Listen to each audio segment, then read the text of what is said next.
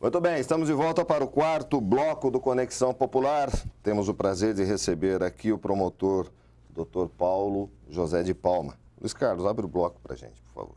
Então, o Dr. Paulo já falou aqui umas 3 vezes, pelo menos, que participou aqui de reuniões, e participou de mais, né? Ele apenas citou algumas.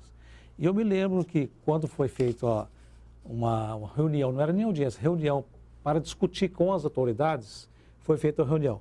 Tinha delegado, tinha comandante, tinha vereador, tinha representante de todas as autoridades da cidade. Na segunda reunião, o senhor fez um puxão de orelha em todo mundo. O senhor lembra disso? O senhor falou o seguinte: nós ficamos muito no blá blá blá aqui, da outra vez, e nada de concreto se foi feito a partir daquele dia. Correto? Sim. E o que exatamente que faltou? Qual é o culpado de não ter feito executar aquilo que foi discutido? Qual é o maestro do blá blá blá, né? Volta a responsabilidade para o Estado também, mas porque tinha representante de todos os setores da sociedade, todas as autoridades. E não foi feito nada que se discutiu e pensou na primeira reunião. O grande problema que nós enfrentamos nas audiências públicas é a falta de efetividade. Porque nós temos autoridades competentes, inteligentes. Nós nos reunimos, pegamos a Polícia Militar, a Polícia Civil, os vereadores, a sociedade que tem uma percepção muito clara do que está ocorrendo, promotores, juízes, né? A prefeitura, o governo municipal está sempre presente. Em algumas ocasiões tivemos deputados estaduais, né? Mas só que nós não conseguimos realizar absolutamente nada. Nós fazemos uma audiência, verificamos o problema. Aponta-se os projetos, a solução, isso, né? Propomos soluções, só que elas ficam lá. Por quê? Porque falta alguém que coordene. E é difícil coordenar, porque tem um promotor, tem um delegado, tem um oficial da Polícia Militar, tem um vereador, compreendeu? É difícil que haja alguém que faça essa coordenação. Eu ainda acho que essa coordenação, sem preocupação com política partidária e sem preocupação com votos, eu sou sincero em dizer isso, me perdoe, tem que ser feita por um vereador, não é? O vereador, quando ele toma a iniciativa de fazer essa audiência pública, nós temos que verificar o que está ocorrendo, fazer as deliberações e já expedir os ofícios. Havia um vereador na casa, eu vou me permitir citar o nome dele, que era o vereador... Puxa, me fugiu. O vereador Ortiz. É Mário Ortiz? Mário Ortiz.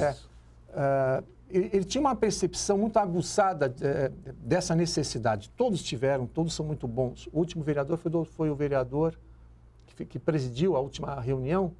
Me fugiu o nome também. O ex-policial militar, inclusive. O Paulo Miranda. Paulo Miranda, meu xará. Tem uma percepção também aguçada. Mas eu acho que o diferencial para o Ortiz é que ele fez a audiência pública. Na própria audiência pública, fez as deliberações, né? E nós expedimos vários ofícios. Naquela ocasião, faltou também alguém que fizesse essa coordenação. Eu acho que essa coordenação é política, tem que ser feita por um vereador. Não dá para ser feita por um promotor, que é um órgão técnico, por um delegado, por um coronel, não é? Ou por alguém do povo, ou pelo próprio governo municipal. Tem que ser feita pelo vereador. Nós temos que fazer audiência pública, como com maestria vem fazendo essa casa. Essa casa faz com maestria essas audiências. Eu acho que já fiz 5, né? Mas nós temos que tomar providências, implementar as providências. E não temos que ter vergonha de reclamar ao governador, reclamar ao prefeito. Cobrar e pressionar. Lógico, ao Ministério Público, ao Poder Judiciário, temos que cobrar. Pronto, o senhor disse, e é verdade, a Constituição Cidadã, né, a Constituinte Cidadã que nós temos desde 1988, ela reza que todos os cidadãos são iguais. Mas o Brasil não levava muito isso a sério, né? Pobre, preto, favelado, ladrão de galinha, de tênis, é que ia para cadeia. Prostituta. Prostituta. Hoje a gente está vendo empreiteiro, né? Gente graúda. Pessoas que antes imaginávamos que nunca seriam atingidas pela justiça. Eu queria que o senhor avaliasse como que o senhor está vendo essa ação de Lava Jato, como o senhor viu de Mensalão, em que pessoas que se achavam acima do bem e do mal hoje estão atrás das grades, como todos os brasileiros que cometem crime e merecem estar. Como é que o senhor está avaliando isso? Nossa, eu vejo com a mais ampla, total felicidade. Há quem diga que isso é o fim do Brasil. Eu compactuo de que não. É o começo de um novo Brasil. Não, eu vejo com muita felicidade. Quem atua na área criminal, e mesmo as autoridades públicas, aqui ou ali elas observam que o homem mais poderoso, até um tempo atrás, ele não tinha medo da ação Exato. da justiça penal, eles não temiam. Mas de anos para cá, houve uma mudança. Nós temos na órbita estadual, que nem sempre é divulgado, muitas pessoas poderosas presas por sonegação fiscal. Né? Inúmeros casos. Eu tenho vários relatos, não posso citar os nomes, é óbvio, né? Em razão do meu trabalho, mas eu teria inúmeros relatos a fazer de pessoas que nós conhecemos no nosso dia a dia e que amargaram prisão por conta de sonegação fiscal. Amargaram prisão e se revoltavam. Doutor, você atribui muito ao Ministério Público, né? Esse poder que ele ganhou com a nova Constituição, o fato de ter acontecido essa evolução que o senhor está apontando aí. Concorda? Eu acho que o Ministério Público, ele de fato, ele ouviu as ruas. Nós temos que ouvir as ruas. As pessoas não aceitam mais essa diferenciação. Antes e depois da Constituição. Vieram toda aquela gama, veio toda aquela gama de poderes para o Ministério Público, ele ouviu as ruas, está tendo a sabedoria de fazer as postulações. E quando o Ministério Público, ouvindo as ruas, com essa amplitude de poderes, surge uma PEC no Congresso querendo limitar os poderes do Ministério Público. Não é à toa, né, Miguel? São interesses, né? São interesses. Que, felizmente... Só não passou a PEC tirando do poder, do MP, o poder de investigar. O MP que nós falamos é Ministério Público, né? A PEC só não foi aprovada porque as pessoas foram às ruas e se opuseram. Do contrário, seria aprovada. Miguel, tem mais uma pergunta. Nós não temos, Pedro, só para encerrar, nós não temos por que patrocinarmos o monopólio investigativo. Sim. Todos precisam investigar, não é? Ministério Público, polícia, que faz com eficiência, não tem por que retirar, não é? A Câmara de Vereadores pode investigar. Por que retirar esse poder da Câmara de Vereadores? Aliás, a atribuição maior da Câmara é a fiscalização, que não deixa de ser uma investigação. Sim.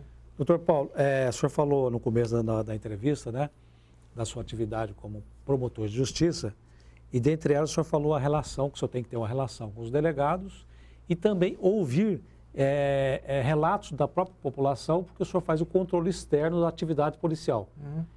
O senhor disse que é muito pouca a gente reclama. O senhor poderia citar algum caso em que a população poderia delatar anonimamente, seria o caso? Poderia anonimamente? Isso. E também, complementando, como é a relação do senhor com os delegados? Evidentemente que o senhor fala que é boa, mas já teve algum imbróglio, assim, que houve um estremecido na relação com os delegados? Olha, eu faço esse trabalho de controle externo, eu já sou promotor há 26 anos, e eu faço há muito tempo, né? Eu tive períodos em que eu fazia, deixei de fazer, eu voltei a fazer, porque isso depende de atribuição que me é dada por São Paulo, pelo Estado. Procuradoria. Isso. Mas houve momentos em que a relação ficou muito ruim com um ou outro delegado, não é? Claro, em razão das investigações que então eu patrocinava. Mas eu ouso dizer que, no geral, a relação é muito boa, é de respeito mútuo. Aqui na nossa região nós temos delegados muito bons, mas que precisam ser, digamos assim, incentivados. Os delegados de polícia precisam ganhar mais, precisam de uma estrutura maior, não é? Eles estão sofrendo com a falta de estrutura, com a falta de funcionários. E eles precisam ser, acima de tudo, mais valorizados. Eu acho que falta aos delegados, eu digo isso com muito respeito a eles, né? Eu sou promotor, não sou delegado, mas eu acho que falta essa valorização ao profissional delegado de polícia. Eu quero pegar um gancho, se o senhor me permite, então, para finalizar. E aí, ao mesmo tempo que a gente precisa respeitar, valorizar, né, o policial, a gente tem notícias de chacinas com suspeitas de milícias. Como é que a população pensa numa situação dessa? Recentemente em Osasco, como é que o senhor vê essa situação? Nós temos que respeitar o policial e toda a categoria, existem os que prestam e os que não prestam. Claro. E ao mesmo tempo nós temos notícias de policiais fazendo parte de milícias, chacinando. Na verdade, o que se verifica é que esses maus policiais são minoria, seja na Polícia Civil, seja na Polícia Militar. Mas perante a opinião pública é um alarde. Claro. Policial. Mas há um problema aí. Então nós temos que valorizar os bons policiais e punir os maus policiais. Porque a grande maioria são de policiais corretos, honestos, pessoas que gostam da polícia e que gostam da atividade. Assim como todos os segmentos da sociedade. Sim, mas há um problema.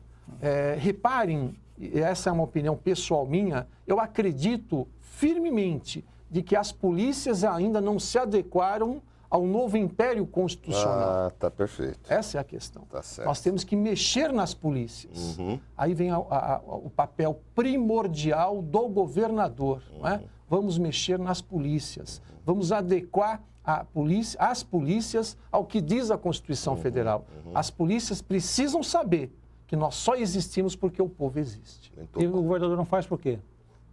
Talvez, eu acho que seja falta de vontade política. E ele porque tá eu lá acho que faz tempo, né? Essa Porque ele constatação sabe é disso. óbvia. Vocês levam essas constatações para ele. E não faz pouco tempo Aliás, que ele está lá, não. Não, O, faz muito. Faz o bastante. atual secretário da Segurança Pública é um homem inteligentíssimo. Inteligente. Foi promotor de justiça, não é inteligente por isso. Não, mas ele fala muito bem, muito Sim, ele é muito convincente, capacitado, muito autor de livros, é professor. É claro que ele leva isso ao governador. Precisa de vontade política, né? Nosso tempo esgotou, infelizmente. Tivemos o prazer de receber aqui, mais uma vez, a nossa bancada, que sempre enobrece o nosso programa, seja TV Câmara Entrevista, seja Conexão Popular, Dr. Paulo de Palma, promotor de Justiça Criminal. Doutor, agradecendo muito a sua participação e, claro, queria que o senhor desse o seu recado final para a nossa população, a respeito do trabalho que vem sendo desenvolvido pelo Ministério Público, parabenizando-o pelo trabalho. A gente vê que o senhor participa das audiências públicas, sempre que acontece aqui na Câmara Municipal, sempre está disposto a esclarecer o que está acontecendo. Parabéns pelo trabalho. Eu queria que o senhor fizesse as suas considerações finais. Olha, eu queria inicialmente agradecer mais uma vez a oportunidade. Me é sempre prazeroso vir aqui, não é? Ainda mais se tratando de uma televisão ligada à sociedade, ligada ao povo, à TV Câmara, né? Eu queria me colocar à disposição da população de modo geral, colocar o Ministério Público de Taubaté à disposição e pedir às pessoas que procurem mais o promotor de justiça. Essa é a minha pergunta final, doutor. Eu ia passar Verdade. meus 2 minutos para o senhor, que o Miguel sempre me concede os meus 2 minutos. O senhor acrescentar na sua resposta aí, como que procura o senhor? Por telefone, por e-mail, no fora, aonde? Como? Nós temos um e-mail, basta entrar na página do Ministério Público, né? Nós temos uma página do Ministério Público Estadual e lá você acha o e-mail de todos os promotores, né? Ou por telefone ou vai pessoalmente ao fórum. Nem sempre o promotor consegue atender a todos, mas nós vamos agendar, não é? Eu, por exemplo, no mais das vezes consigo atender as pessoas que me procuram, mas nem sempre o promotor, em razão do seu dia a dia, consegue atender imediatamente. Mas agendando, ele vai atender. E esse contato com o povo é fundamental, porque o promotor cresce ao verificar as aspirações do povo. E o promotor pode também se utilizar de eventuais informações no combate à criminalidade, no combate, no meu caso, ao mal policial, ou até incentivando o bom policial. Porque nós não estamos lá apenas para receber denúncias, né? Estamos lá também para receber elogios. Então, de modo geral, nós nos colocamos sempre à disposição do povo. Muito bem. Luiz Carlos, já repassou seus 2 minutos para o promotor, está satisfeito? Obrigado, doutor Paulo de Palma, obrigado, Luiz Carlos, obrigado a você que sempre nos acompanha aqui no Conexão Popular pela TV Câmara Taubaté, a primeira TV legislativa do Vale. Obrigado e até a próxima.